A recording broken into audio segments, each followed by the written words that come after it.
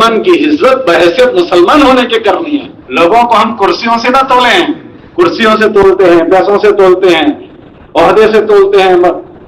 مسلمان بحیثیت مسلمان کی قیمتی ہے. مولانا اللہ فرماتے تھے مسلمان کی عزت بحیثیت مسلمان ہونے کے کرنی ہے. تو ہم سے کسی کو اس محنت میں رہتے ہیں زمانے میں تکلیف نہ پہنچے. کس کی قیمت اللہ کے وہاں کیسے؟ حضور حج میں تھے، حضور نے ایک حج کیا. عرفات سے مزدلفہ جانا تھا تو سارا قافلہ رکا ہوا تھا. اللہ کے نبی علیہ السلام حج میں گئے تو سب کو اعلان کیا کئی لوگوں آؤ ہمارے ساتھ حج کرو. تو سارے لوگ حج میں ساتھ ہو گئے. تو یمن کے لوگ بھی حج میں حضور کے ساتھ آئے تھے. یمن کے لوگ جب حضور کے ساتھ حج میں آئے تھے، عرفات سے مزدلفہ جاتے جاتے جب حضور رکے تو یہ یمن کے لوگ تھے، ان میں ذرا جلدی آ گئی اور کہنے لگے کہ چلو اللہ کے نبی علیہ السلام دیری ہو رہی ہے، جلدی جانا ہے، آگے مزدلفہ جانا ہے. سب کو جلدی ہوتی ہے وہاں، دیکھا ہے سب کو جلدی ہوتی ہے. تو ہم ان کے ساتھ حج میں گئے تھے اس لیے یاد دلا رہا ہوں ان کو کہ سب کو جلدی ہوتی ہے. تو مزدلفہ جاتے ہوئے سب کو جلدی، تو حضور سے انہوں نے بھی کہا چلو چلو جلدی. تو اللہ کے نبی علیہ السلام نے فرمایا بھائی صبر کرو، ایک صاحب گئے ہیں ضرورت سے وہ آئیں گے پھر جاتے ہیں. لیکن جو بے صبرے ہوتے ہیں وہ صبر نہیں کر پاتے ہیں. تھوڑی دیر بعد پھر وہ بولنا شروع کیے، حضور خاموش رہے. اتنے میں وہ جو صاحب گئے تھے وہ آ گئے. ان کا نام تھا حضرت اسامہ رضی اللہ عنہ. کیا نام تھا بولو؟ ان کی ماں حبشن تھی. ان کی ماں کون سی تھی؟ تو چہرے پر تھوڑا سانولے تھے، کالے تھے. تو انہوں نے ان کو ہلکے سے کہا اس کالے کی وجہ سے ہم کو لیٹ کر دیا. یہ یمن والوں نے کہا اس کالے کی وجہ سے ہم کو لیٹ کر دیا. یہ زبان سے جملہ نکلا. کیا زبان سے جملہ نکلا؟ اللہ کے نبی علیہ السلام اس کے بعد 2 مہینے دنیا میں رہے. کتنے مہینے رہے؟ یہ ذی الحج کا زمانہ، پھر اس کے بعد محرم، اس کے بعد سفر، اس کے بعد ربیع الاول میں اللہ کے نبی علیہ السلام دنیا سے 2-2.5 مہینے گزرے تھے. سب لوگ اپنے گھروں کو چلے گئے. لیکن ایک مجمع اس زمانے میں وہ تھا جو حضور کی شرم میں مسلمان ہوا تھا. کس کی شرم میں؟ تو وہ جب حضور چلے گئے تو انہوں نے کہا اب ہم بھی اسلام پر نہیں رہیں گے. وہ مرتد ہو گئے. کیا ہو گئے؟ مرتد ہو گئے. علی میاں کی ایک کتاب ہے ردۃ ولا ابا بکر لها، کہ اس زمانے میں ارتداد آیا تب ابو بکر صدیق کھڑے ہو گئے اور 11 جماعتیں بنائی ان مرتدین کو سمجھانے کے لیے. کتنی جماعتیں؟ 1 مہینے تک ان جماعتوں نے محنت کی، سب دوبارہ مسلمان ہو گئے سوائے ان یمن والوں کے جنہوں نے کہا تھا اس کالے کی وجہ سے ہم کو لیٹ کر دیا. مسلمان کو ہلکا کر دیا انہوں نے، بے عزتی کی. تو امام مسلمانوں کی جماعت ان کے پاس ٹھہری. 3 دن تک ان کو باتیں سمجھائی، لیکن 3 دن تک سمجھانے کے باوجود کہ ان کو باتیں سمجھ میں نہیں آئی. تو پھر مرتد کا حکم یہ 3 دن کے بعد اگر اسلامی حکومت ہو تو ان کو قتل کرو. تو صحابہ کی جماعت ان کے ساتھ لڑی. اور وہ لوگ جنہوں نے حضور کے ساتھ حج کیا، حضور کے ساتھ سفر کیے، حضور کے ساتھ نمازیں پڑھی، وہ کفر کی حالت میں مار دیے گئے. ہے تو صحابہ کی 3ری جلد میں ہے. نیچے مولانا انعام صاحب نے واقع اس کے حاشیہ چڑھایا کہ ایک مسلمان کو ہلکا کرنے کی وجہ سے پورے قبیلے کو اللہ نے کفر کی موت مار دیا. تو اللہ کی وہاں کس کی کیا قیمت ہے ہمیں نہیں پتا. ہماری محنت میں کوئی کسی کو ہم بے عزت نہیں کریں گے، اپنے معاملات صاف کریں گے، کسی کو بے عزت نہیں کریں گے. اللہ کے نبی علیہ السلام اپنے وفات کے دنوں ایام مرض میں 2 آدمیوں کے سہارے مسجد میں آئے اور یہ کہہ رہے وہ بھائی صاحب مجھ سے کسی کو تکلیف پہنچی ہو تو اس کا بدلہ اس دنیا میں ہم سے لے لے، آخرت میں مجھ سے کوئی نہ پوچھے. ایک تو حساب کتاب کا پوچھا، کسی کا معاملہ ہو تو بتاؤ. تو ایک آدمی کھڑا ہوا. دوسرا حضور نے کہا مجھ سے کسی کو تکلیف پہنچی ہو تو یہی بدلہ لے لے، آخرت میں مجھ سے نہ سوال کرے. ایک آدمی کھڑا ہو گیا، حضور آپ نے مجھے فلاں موقع پر کوڑا مارا تھا. تو حضور بیمار ہے، ایام مرض میں ہے. تو اللہ کے نبی کہنے لگے وہ ہے کوڑا لے لو اور مجھ سے بدلہ یہی لے لو، آخرت میں مجھ سے حساب مت مانگنا. تو وہ صحابی کہنے لگے اللہ کے نبی علیہ السلام جس زمانے میں آپ نے مجھے مارا تھا میرے جسم پر کپڑا نہیں تھا، آپ کے جسم پر چادر ہے. اللہ کے نبی علیہ السلام ایام بیماری میں چادر نیچے گرا دی اور بیٹھ گئے. بھائی مجھ سے بدلہ لے لو، آخرت میں مجھ سے پوچھنا مت. لوگوں کی چیخیں نکل گئی کہ ایام بیماری میں حضور کو کوڑا ماریں گے. حضور کہہ رہے ہیں مجھ سے بدلہ لے لو. وہ آدمی آگے بڑھے، کوڑا پھینکا اور ایک دم حضور کو سیدھے سے لگا دیا. اور پیچھے حضور کی مہر نبوت تھی، اس کو بوسہ لینے لگے کہ حضور میری مجال ہے کہ میں آپ کو کوڑا لگا دوں، مجھے تو اس بہانے سے آپ کی مہر نبوت کو بوسہ لینا تھا. اپنے معاملات کو ہم صاف کریں، اپنی معاشرت کو پاک صاف کریں. جب ان میں جھول پڑتا ہے تو یہ اس مبارک محنت کی ناقدری ہے. اس سے جو نفع اٹھانا تھا ہم نے نفع نہیں اٹھایا اور قدم قدم پر چکے کرتے رہیں تو پھر ایسے نکل جاتے ہیں جیسے دودھ میں سے مکھی نکل جاتی ہے. موت سے پہلے گاڑی کہیں نہ کہیں اٹک جاتی ہے. اس لیے حضرت جی رحمۃ اللہ ایک بات فرماتے تھے, بھائی کرتے رہو, ڈرتے رہو, مانگتے رہو, مانگتے رہو, یوں کہتے تھے. اللہ نے ہم سب کو توفیق دی ہے. ہم جو جوڑوں پر آتے ہیں وہ اس وجہ سے آتے ہیں ہمیں ان چیزوں کی فکر آ جائے, اور جو چیزیں ادھر ادھر کی جراثیم لگے ہوں اس کی صفائی کرنے کی ہمیں فکر آ جائے. تو اس میں سب سے پہلی فکر اپنی ذات کی آ جائے. اللہ ہم سے اپنی ذات کا سوال کریں گے, ہم سے بد اخلاقی نہ ہو جائے, تو ہماری ایمانیات ٹھیک ہو. کیونکہ جو محنت ہے وہ دین زندہ کرنے کی محنت ہے. دین الگ ہے اور دین کی باتیں الگ ہے. میں جو بول رہا ہوں وہ باتیں ہیں, میں اس کو زندگی میں لے آؤں, یہ ہے دین کی دینی زندگی, ورنہ دین کی باتیں ہیں. حضرت کے ملفوظات میں حضرت فرماتے تھے دین الگ ہے, دین کی باتیں الگ ہیں. ہماری ساری چیزوں کی نگرانی ہو, ایمانیات کی, عبادتیں اس کی نگرانی, معاملات کی, معاشرت اور اخلاق کی. ہمارے اندر کمیاں ہیں اس کو تلاش کر کے پوری کرنا. کیسے تلاش کریں گے کیا کمیاں ہیں؟ ہر آدمی اپنے آپ کو کمپلیٹ سمجھ رہا ہے کہ میرے میں کہیں بھول ہے ہی نہیں. اللہ نے ہم سے جو زندگی مانگی ہے وہ صحابہ کے مشابہ زندگی مانگی ہے. کون سی زندگی مانگی ہے؟ یہ جتنے زندہ لوگ ہیں ان سب کو کہا تم اپنی زندگی کو حضور کے صحابہ سے میل کھلاؤ, کیونکہ اللہ جو راضی ہے وہ اللہ کے نبی کی زندگی سے راضی ہے, پھر صحابہ کی اس پر مول لگا دی, رضی اللہ عنہم ورضوا عنہ. تو ہم جس لیول پر پہنچے ہیں وہ لیول ہے. ایک وہ زندگی تھی جہاں سے ہم آئے ہیں, ایک وہ زندگی ہے جہاں ابھی پہنچے ہیں, اور ایک وہ زندگی ہے جہاں پہنچنا ہے. ایک وہ زندگی جہاں سے ہم, اور ایک وہ زندگی جہاں ہم پہنچے ہیں, اور ایک زندگی جہاں ہمیں, وہ کون سی زندگی ہے؟ حضرات صحابہ سے مشابہ زندگی. اللہ قرآن میں فرماتے ہیں ہم صحابہ سے راضی ہو گئے اور ان سے راضی ہو جائیں گے جن کی زندگیاں ان سے میل کھائے گی. رضی اللہ عنہم والذین اتبعوہم بإحسان, جو ان کے اتباع پر جائے گا اس سے ہم راضی ہوں گے. تو ہماری منزل ان کی زندگیاں ہیں, حضرات صحابہ کی زندگیوں سے میل کھا جائے, ہم میں کا ایک ایک آدمی ان کے مشابہ ہو جائے, تو پھر ہم میں اور ان میں کتنا فاصلہ ہے کیسے پتا چلے گا؟ ہمارے بزرگ تھے, انتقال ہو گیا, وہ یہ کہتے تھے اس کو دیکھنا ہو کہ میرے اندر کتنی کمی ہے تو اس کے لیے آسان عمل ہمارے پاس ہے. کون سا عمل بولو بھائی؟ وہ کون سا عمل؟ کا تعلیم کے حلقے. یہ تعلیم کی جو کتاب ہے فضائل اعمال فضائل صدقات, اس میں حضرت شیخ نے 5 چیزیں لکھی ہے.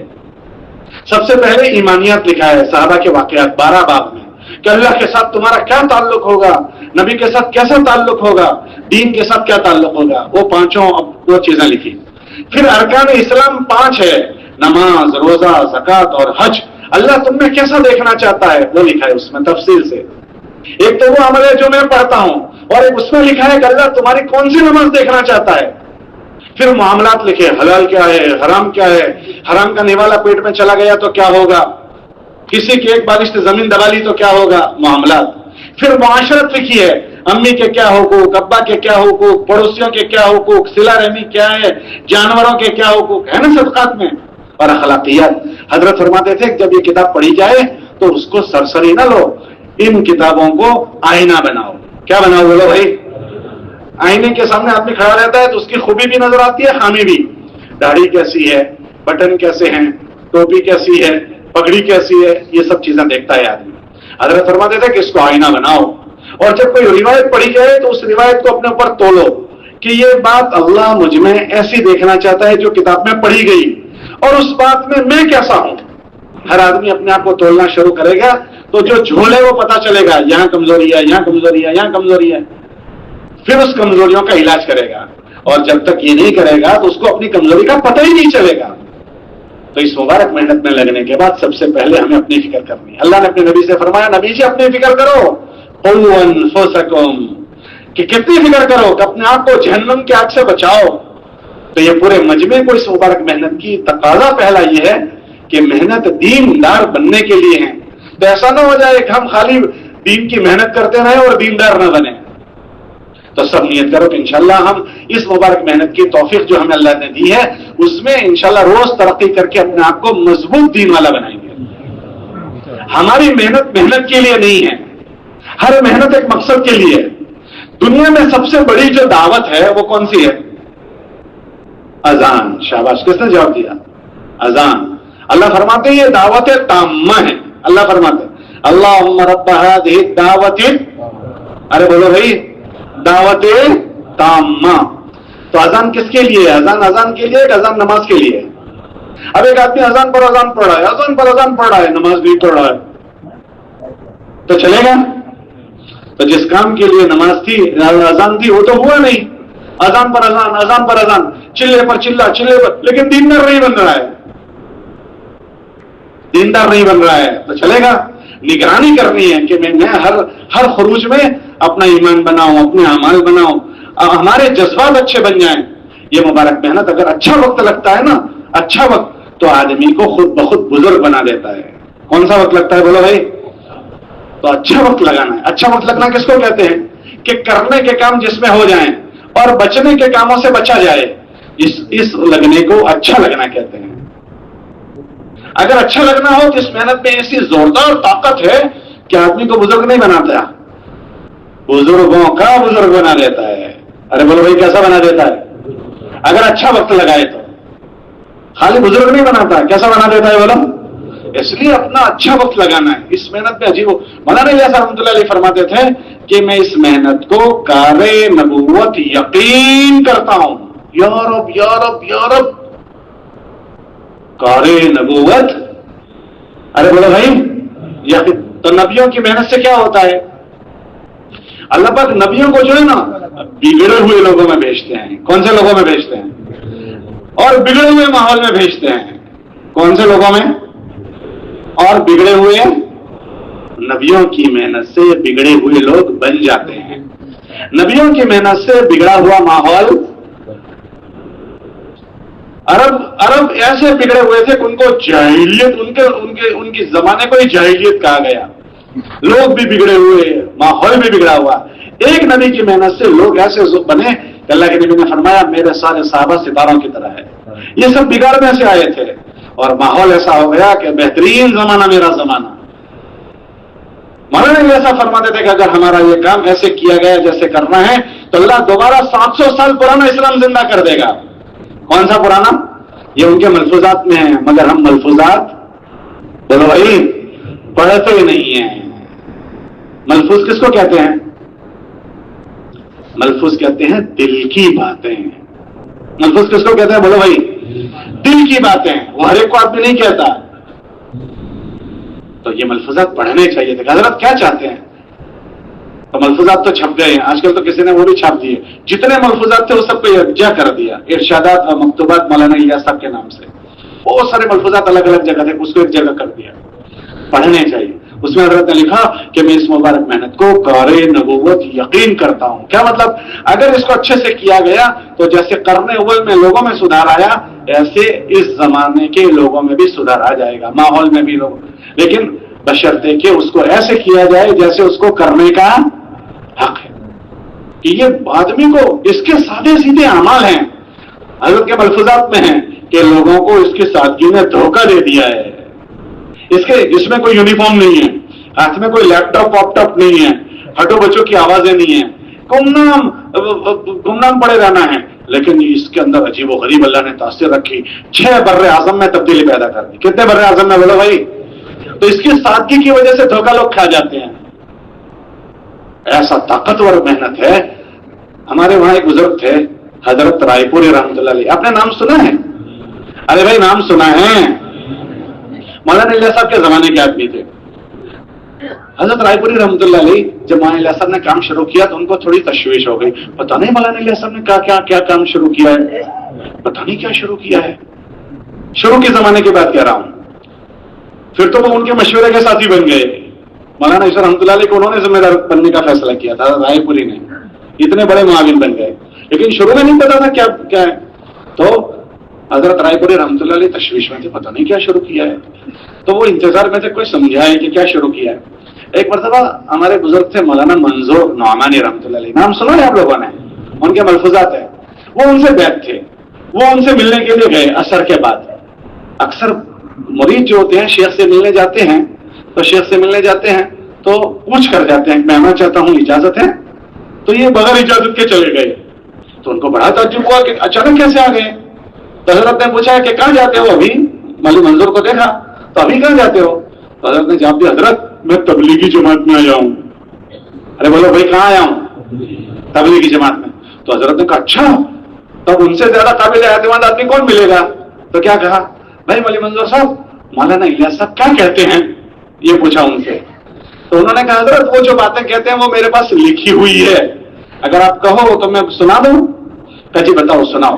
تو مولانا منظور نعمانی نے وہ یہ فرمایا حضرت مولانا صاحب نے جو باتیں کہنا چاہتے تھے وہ سب لکھ کر دروازے پر لٹکائی ہوئی تھی، روانگی کی باتیں 40 باتیں. کتنی باتیں؟ 40 باتیں. تو وہ میں لکھ کر لے گیا تھا. تو میں کھڑا ہو گیا اور میں نے سنانا شروع کیا یہ کرنا. یہ تو 12 یا 13 پڑھی. کتنی پڑھی؟ یا 13 یا 14؟ 12 یا 13 یا 13. حضرت نے کہا بس بس بس بھائی بیٹھ جاؤ بیٹھ جاؤ بیٹھ جاؤ. یہ جو اتنا تم نے سنایا اگر اتنا کسی میں آ جائے وہ تو کتب بن جائے گا. کیا بن جائے گا؟ کتب. جانتے ہو کس کو کہتے ہیں؟ وہ جو اونچی ٹوپی نہیں پہنتا بہت اونچی، قطب مینار، وہی ہے نا کتب. ہمارے ملک میں ہے ایک قطب مینار دہلی میں، تو وہ کتب بن جائے گا، ایسا اونچا ہو جائے گا. ایسا ہے نا؟ تو پھر کیا ہو جائے گا؟ میں حضرت شیخ کے فضائل حضرت شیخ کے ملفوظات پڑھ رہا تھا، ابھی چھپے ہوئے ہیں. تو اس ملفوظات میں حضرت نے لکھا کتب کون ہوتا ہے؟ کتب. تو حضرت نے لکھا اس دنیا میں اللہ کے 2 نظام ہیں. ایک تشریعی نظام، شریعت کو چلا، اس کے لیے اللہ نبیوں کو بھیجتے ہیں. ایک اللہ کا تکوینی نظام ہے، جیسے خضر ابدال ہوتے ہیں نا، ان کے ذریعے سے اللہ پاک دنیا کے بہت سارے کام کرواتے ہیں. تو ان کو کہتے ہیں ابدال کی جماعت. کیسی جماعت بولو؟ ابدال. فضائل کی کتابوں میں ان کا ذکر آتا ہے. تو حضرت نے لکھا یہ جو ابدالوں کی جماعت ہوتی ہے ان کے جو امیر ہوتے ہیں اس کو کہتے ہیں کتب. تو شیخ نے کیا کہا مولانا رائے پوری نے کہ یہ جو مولانا الیاس صاحب نے باتیں سنائی ہے اگر کسی کی زندگی میں آ جائے تو وہ کیا ہو جائے گا؟ ارے بولو نا بھائی، خالی بزرگ نہیں بنے گا، بزرگوں کا بزرگ. لیکن بات یہ ہے کہ وقت اچھا لگے. کیسا لگے بولو؟ دکھ کی بات یہ ہے کہ ہمارا وقت اچھا لگے. اس لیے ہمیں بھی اپنا وقت اچھا لگانا ہے اور ہماری جتنی جماعتیں ہم روانہ کریں ان کو روانگی کی بات اچھی سمجھا کر بھیجنی ہے، خوب اچھے سمجھا کر بھیجنی ہے. مولانا رحمۃ اللہ علیہ جماعت روانہ کرتے تھے 2.5 گھنٹے روانگی بیان کرتے تھے. پھر میاں جی سے کہتے تھے میاں جی ابھی انہوں نے بات سمجھی نہیں، ان کو روک لو، کل دوبارہ بیان کریں گے. پھر دوسرے دن روانگی بیان کرتے تھے اور بعض مرتبہ 3 دن جماعت کو روک کر روانگی سمجھا کر بھیجتے تھے. اب ہم 3 دن کی دین کی جماعت کو 10 منٹ روانگی بیان کرتے ہیں. اکثر نیا مجمع تبلیغ میں 3 دن کے راستے سے آتا ہے. اب ہم روانگی بیان نہیں کرتے. کرنے کے کیا کام ہے؟ 4 چیزوں میں زیادہ وقت لگانا ہے، 4 میں کم سے کم وقت لگانا ہے، 4 بالکل نہیں کرنا ہے. ہوتا ہے نا؟ 4 چیزیں نہیں بولنی ہے، نقد جماعت بنانی ہے، مسجد وار جماعت بنانی ہے، مسجد میں وقت گزارنا ہے. یہ ساری باتیں 10 منٹ میں کیسے ہو جائے گی؟ حضرت 2.5 گھنٹے بیان تک. تو روانگی کی بات اچھی کریں. حضرت کے بیان میں پڑھ رہا تھا، اس میں نے پڑھا کہ اللہ کے راستے کا زمانہ جو ہے وہ خروج کا زمانہ، وہ بننے کا زمانہ ہے. بولو کون سا زمانہ؟ پھر حضرت نے فرمایا کوئی چیز بننے کے زمانے میں بگڑ گئی اب اس کے بننے کی کوئی جگہ نہیں رہے گی. تو اللہ کے راستے میں آدمی بنتا بھی ہے اور اللہ کے راستے میں آدمی بگڑتا بھی ہے. حضرت نے پھر 2 مثالیں دی کہ بننے کے 2 جگہ کا بگڑا ہوا کہیں نہیں بنے گا. یہ فرمایا 2 جگہ کا بگڑا ہوا کیا نہیں ہوگا. حضرت نے فرمایا ایک علم سیکھنے گیا اور علم سیکھنے کے زمانے میں اس نے گناہ کیے اور غفلت کی، تو علم سیکھنے کے زمانے میں اگر کوئی بگڑ گیا اب وہ نہیں بنے گا. پھر فرمایا ایک اللہ کے راستے میں گیا ہوا اگر غلط کر دے تو وہ بگڑ گیا، پھر وہ نہیں بنے گا. پھر حضرت نے 2 مثالیں دی. یہ مثال دی کہ اللہ کے راستے کا زمانہ ایسا ہے جیسے ماں کے پیٹ میں بننے کا زمانہ. ماں کے پیٹ میں بچے کے بننے کا زمانہ. بچہ کہاں بنتا ہے؟ ارے بولو بھائی کہاں بنتا ہے؟ ماں کے پیٹ میں. اب کوئی بچہ اس بننے کے ماحول میں جہاں اس کو بننا ہے صحیح نہیں بنا، آنکھیں بہنگی رہ گئی، کان بہرے رہ گئے، آنکھ لولا رہ گیا، پیر لنگڑا رہ گیا اور عیب دار پیدا ہو گیا. اب جو مادرزاد عیب دار پیدا ہوا، بننے کے ماحول میں پورا نہیں بنا، اس کو ماں ڈاکٹروں کے پاس لے کر پھرے کہ اس میں یہ کمزوری رہ گئی، اس کو ٹھیک کر دو. تو جو مادرزاد پیدا ہو کمزوری کے ساتھ، اس کو کوئی ڈاکٹر ٹھیک کر سکتا ہے؟ ارے بولو کر سکتا ہے؟ تو حضرت فرماتے تھے کہ اس کا